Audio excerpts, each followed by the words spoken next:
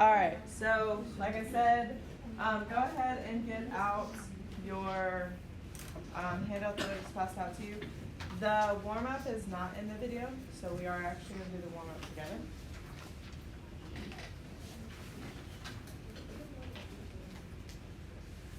All right, so the warm-up is the closest quotient. So it says, is the value of each expression closer to half, 1, or 1.5?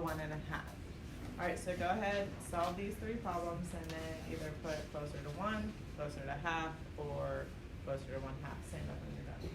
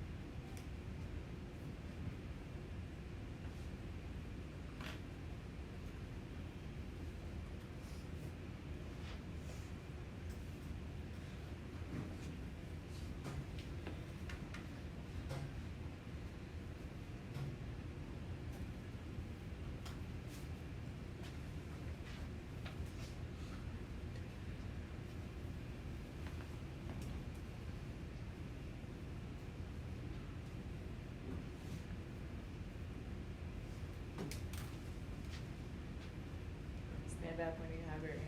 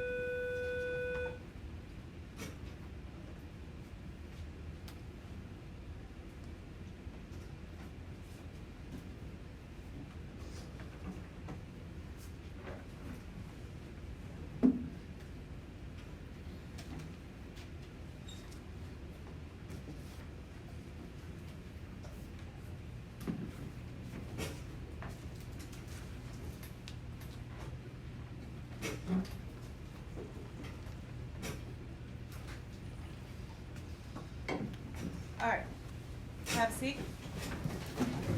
So for number 1, 20 divided by 18. Stand up if you said it was closer to half. Okay, stand up if you said it was closer to 1. All right, stand up if you said said it was closer to 1 half. Alright, so when you divide 20 divided by 18, what do you get? 1.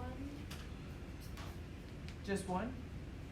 No, but if you equals 1, Baby, you gotta speak up. it adds a decimal 1 every time you divide it. So it's like 1 and 1/10. But it's like a repeating one. Yes. Okay. Alright, so essentially this equals 1.1 repeating. Alright, so that should tell us that this is closer to 1. Why is it not closer to 1 half? Why is it not closer to 1 half? Nobody know? Ronnie?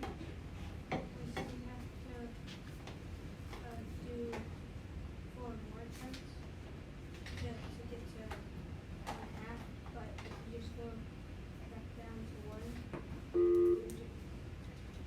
May I have your attention, please? Girls who made the first cut for basketball, please come to practice on Monday at 5. Do not leave school because you will have study hall from 3:30 till 5. This is on Monday. Also, Christiana Machado, Serena Kennedy, and Shania Brown, please come to the front office. Alright, so say it one more time. It was what? If you just go back down to 1, you only have to subtract by 1/10. Okay, so all the way around, it's closer to 1 than closer to the middle of 1 and 2. Okay. Alright, so 9 divided by 20, what do we get there? Or, I guess let's do this, stand up, sit down. So, stand up if you said this was closer to half.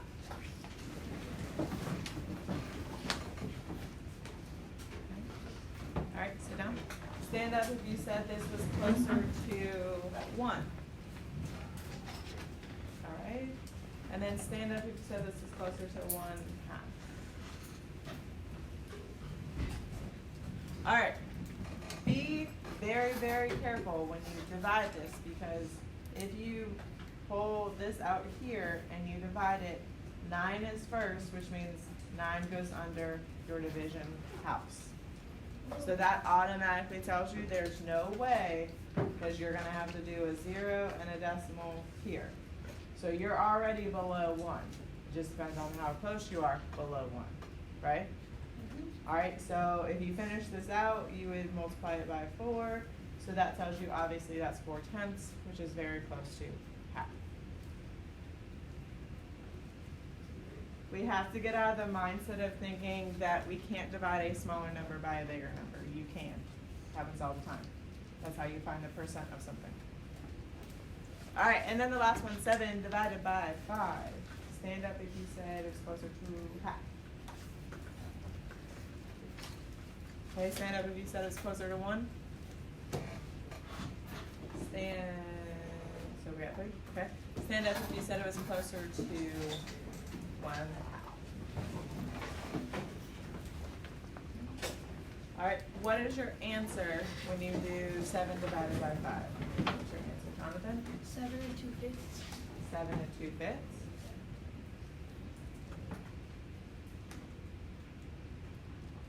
Seven 2/5.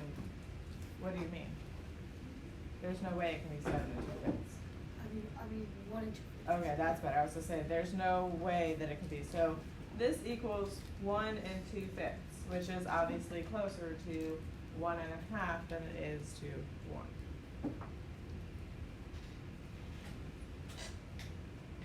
Alright, so just kind of getting our minds right, thinking,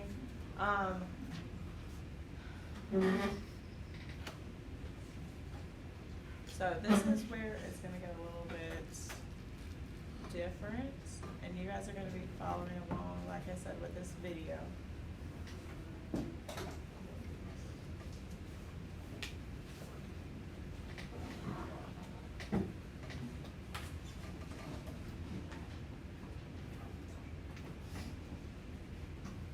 And I apologize ahead of time. He's a little dry.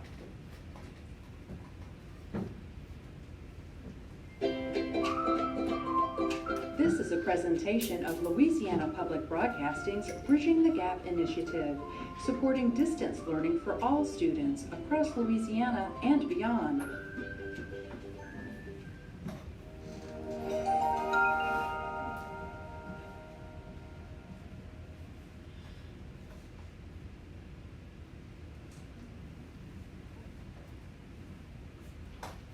Welcome back. Let's take a look at our ending problem from the last episode. Maya and Priya were on scooters. Maya was traveling faster. We could also figure out, Alright, or if you so don't have start those, a Because notebook We're not and a doing pen. the last list. Take 45 seconds to gather your materials. Alright, so make sure you have your pencil, make sure you can see, make sure you're in a comfortable place. If you need to move, you can move now.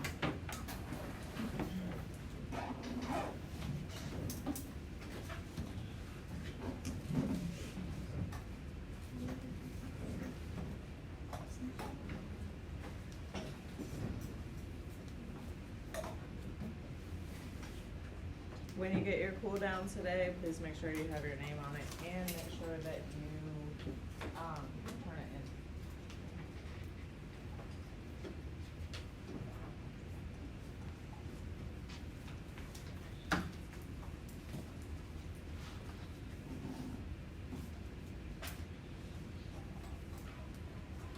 in. In past episodes, we've talked about using rates per one in order to solve problems. Today, we're going to explore what happens when two ratios have the same rate per one. Our first problem is going to be about people running on treadmills. Remember, on a treadmill, you can set the speed you want to run or walk, and your speed will stay constant unless you change it. Here's our first problem. Some students did treadmill workouts, each one running at a constant speed. Answer the questions about their workouts. Explain or show your reason. Tyler ran 4,200 meters in 30 minutes. Kieran ran 6,300 meters in a half hour. Maya ran 6.3 kilometers in 45 minutes. What is the same about the workouts done by A, Tyler and Kieran, B, Kieran and Maya, C, Maya and Tyler? You have 2 minutes to solve. Alright, so you guys are solving now, so it's giving you 2 minutes to essentially answer A, B, and C.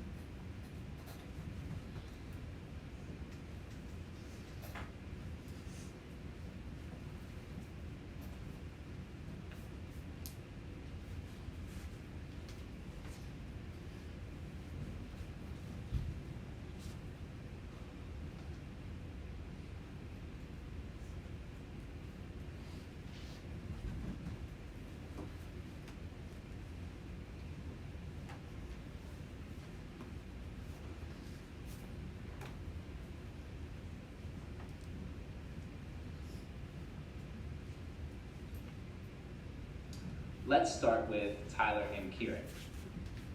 When I look at the information for each of them, I can see, well, first of all, it doesn't look like they have anything in common. But then I notice that 30 minutes and a half hour are actually the same amount of time. So I know that Tyler and Kieran have time in common. Next, let's look at Kieran and Mai. Well, when I look at them, again, at first glance, it doesn't look like they have anything in common. But if I look more closely, I can see that they were trying to trick us.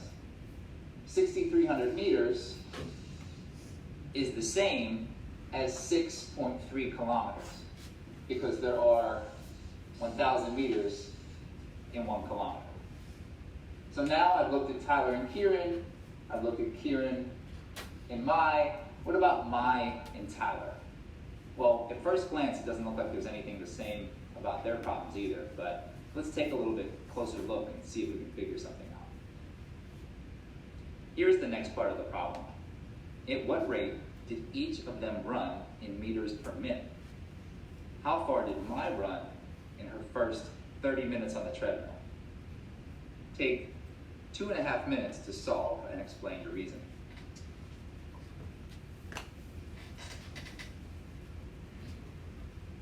All right, so quick question. Do you need a little bit more time to answer the questions? Okay, so 2.5 minutes is gonna be good? All right, so because you're answering number 2 and number 3. And you're finding per minute, which means you're finding what? Unit rate.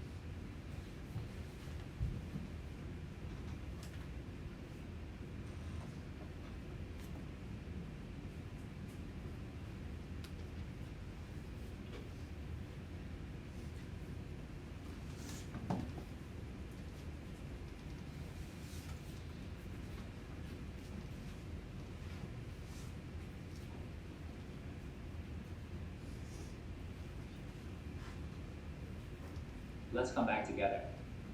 Here we have 3 tables with each person's meters per minute. So let's start with Tyler. We want to figure out how fast was he going in 1 minute. So the first thing that I might do is I want to make these numbers a little bit easier to work with. I have 4,230. I notice that they both end in 0, and I remember that I could actually multiply each of these numbers by 1/10, and that will give me an easier number to work with. So 30 times 1/10 is 3, and 4,200 times 1/10 is 420. Now I have some numbers that are a little bit easier to work with. So 420 meters in 3 minutes Now I need to figure out how fast is that in 1 minute. Well, if I'm looking for 1, I know that what I'll do is I'll multiply by 1/3, and I would get 3 times 1/3 is 1, and I multiply the other side by 1/3, and 1/3 of 420 is 140. Now, you might be noticing right now that 3 times 1/3 is actually the same thing as 3 divided by 3. So you could multiply by 1/3 or you could divide by 3. Both of those would yield the same answer. We could actually use division here too, if that's easier for us. Let's go ahead and move over to Kieran. Again with Kieran, I'm going to try to work my way down to how much per 1. I see I can make my numbers easier. This time I'll show you by division. So I could divide by 10, which would give me 3. And dividing by 10 on this side would give me 630. Let's use division again. Dividing by 3 is 1. Dividing by 3 here is 210. Now let's check out my. And this time I'm going to do it a little bit faster. So instead of making my numbers easier to work with, I'm just going to think, how could I get 45 minutes to be out of 1? So I remember that I can multiply by the reciprocal, which is 1 over 45. And 45 times 1 over 45 will give me 1. I'll do the same thing on the other side. When I'm working with equivalent ratios, I always multiply by the same factor. 6,300 times 1 over 45 would give me 140. So now, Is there an easier way than using a table? What can you do for like the first one where it's 4,200 for 30 minutes? What are we trying to find? At 1 minute, right? So if this process seems a little bit difficult, just do it like we've been doing it this way. Okay, and then you get your 140 meters in 1 minute. now, remember when I said that there was going to be 2 things that were the same about Tyler and Mai? Take a look at my posters. Do you see it? But 2 things are the same. The what? Per what? Per 1 minute. That's right. Mai and Tyler were actually traveling the same speed. They were both going 140 meters for every 1 minute. Now, the other thing we wanted to know is how fast each runner was going in 30 minutes. Well, we have that represented for Tyler and for Kieran, so let's go ahead and use that information for Mai. Well, now I have this idea that she was running 140 meters in 1 minute. I can scale back up to 30 by multiplying by 30. We know that 1 times 30 is 30, and we know that 140 times 30 is 4,200. I didn't have to think that hard about that one because I know that Mai and Tyler were running the same speed, which means that after 30 minutes, they would have ran the same distance. As we just learned, when ratios can be expressed with the same number of meters per minute, the ratios are equivalent and the people have the same speed. Even though Mai and Tyler ran different distances in different amounts of time, they each ran 140 meters per minute. So we can say they ran at the same speed. This also means that Mai and Tyler's original ratios, 4,200 to 30 and 6,300 to 45, are equivalent ratios. We also want to introduce a new term, unit rate. Unit rate is a new term for a concept we already understand well, rate per 1.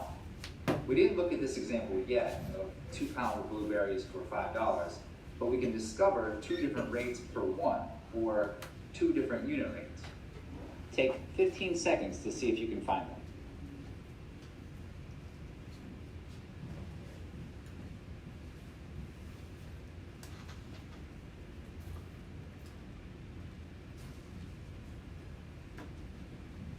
You guys find them?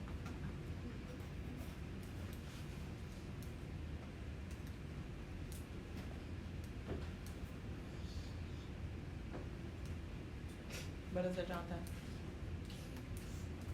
Or what do you think it is? 5 halves per blue.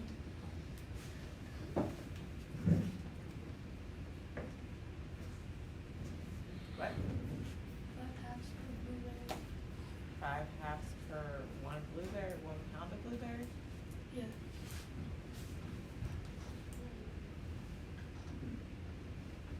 So, not saying that you're wrong, Oh, not saying that you're right. Why would that maybe make you be like, I don't think that's right? Like, what is kind of weird about the 1 pound for 5 halves? Emma? the 1 pound for 5 halves. The 5 halves is $2.50 because the 5 represents 25. Right. So if you broke that improper fraction and you actually turned it into money, would it make more sense then? If this was set up as with dollar signs and everything, would it make more sense? Okay. So, obviously Jonathan did it very quickly in his head, but sometimes looking at this, don't just assume because it's an improper fraction or whatever that it's not going to be right.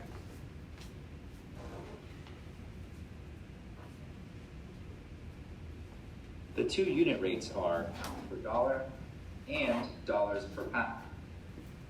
From now on, let's use the language of unit rate when we're talking about rate per one. Our next activity is about looking for the best deal at the grocery store. So you may have gotten some flyers in the mail, or when you pull up to the grocery store, you see these signs that say things like buy one, get one free, or 4 of these for $6. All of these aren't necessary, yes, they're deals, but they don't always yield the best price. I love crawfish pies. So let me give you an example. I can go to one store on one side of town that sells crawfish pies for $3 each. I can go to another store where I can get actually 8 crawfish pies for $4. Now, yes, 3 is less than 8, but when I compare their price per one or their unit rate, I was actually paying $3 for crawfish pie at the first store and only $2 for crawfish pie at the second store. So I would actually say that the second store gave me the better deal because it's only $2 for crawfish pie. What we just figured out there was the unit rate, or again, the price per one.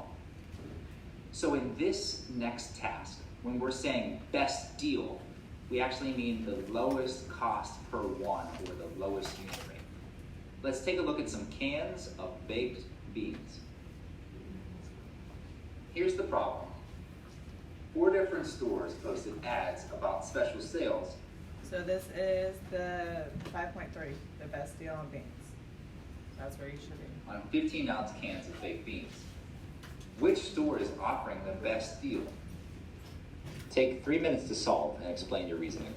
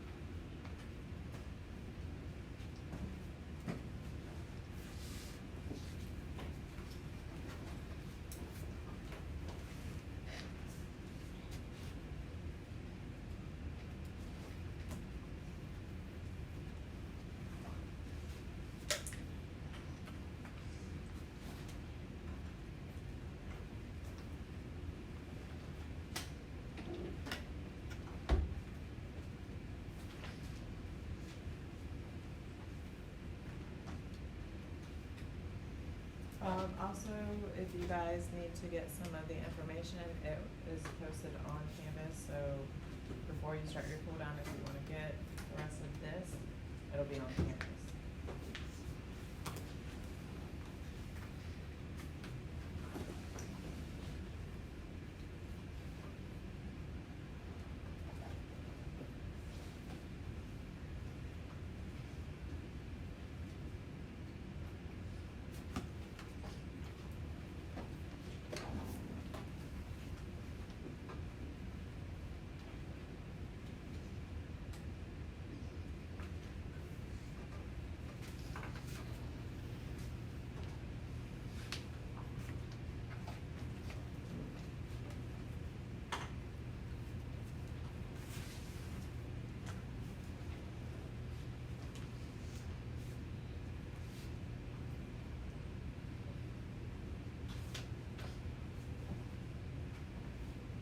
All right, let's figure out which store has the best deal and is offering the lowest cost per can or the lowest unit rate. Let's start with store A. So in store A, we know that 8 cans cost $6. So in order to get back to understanding 1 can, like I said earlier, we're going to start using division to make it a little bit easier. So 8 divided by 8 will give us 1. And we'll do the same thing with our other number. And if I take 6 divided by 8, I would get 75 cents. Store A is selling cans for 75 cents each. Let's look at store B. Store B is the easiest one. If it's 10 for 10, I know that by dividing by 10 and dividing by 10, I know that it'll be $1 per can, because if it's 10 for 10, then it's also 1 for 1. Let's kick over to store C. So I have a different scale for this one because store C is 2 cans for $3. I use the same logic here. I want to go back to 1, so I'm going to divide by 2. 2 divided by 2 is 1. 3 divided by 2 equals 1.5. So we would say that 1 can in store C is $1.50.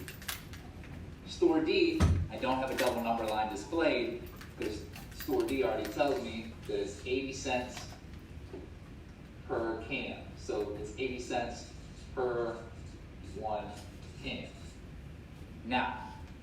Now I have each store broken down into the unit rate per can. Store A offers 1 can for 75 cents. Store B is selling cans, 1 for $1. Store C sells their cans for $1.50. And store D sells cans for 80 cents each. Based on this information, which store would you go to shop at to get the best deal?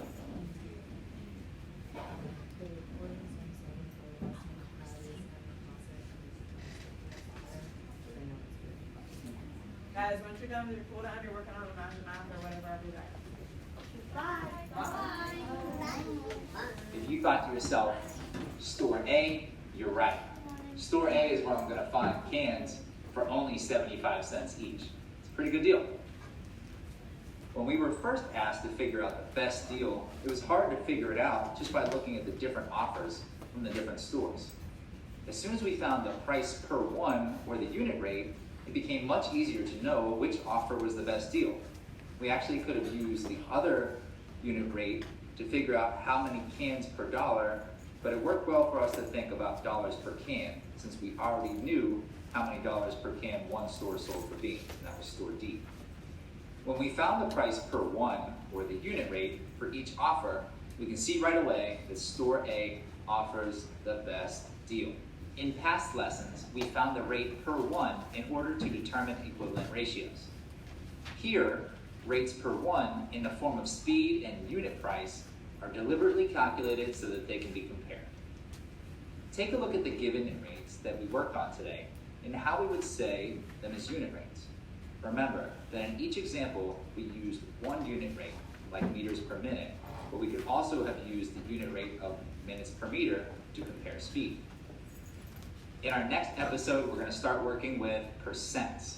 So in particular, we're going to work with 50%. So if you're not familiar with percents or you don't know what 50% means, you can think of 50% as 1/2. Here's your next problem. Take a moment to copy it down. Jada plans to run 8 miles. She runs and reaches 50% of her goal.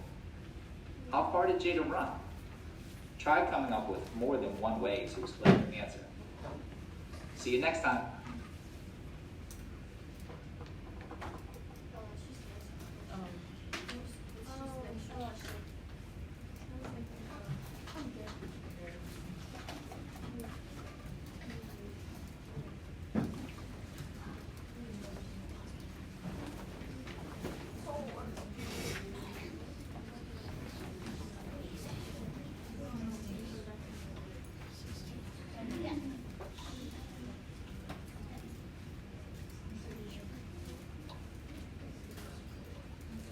You guys will cool down after the lesson? Yeah. Is it?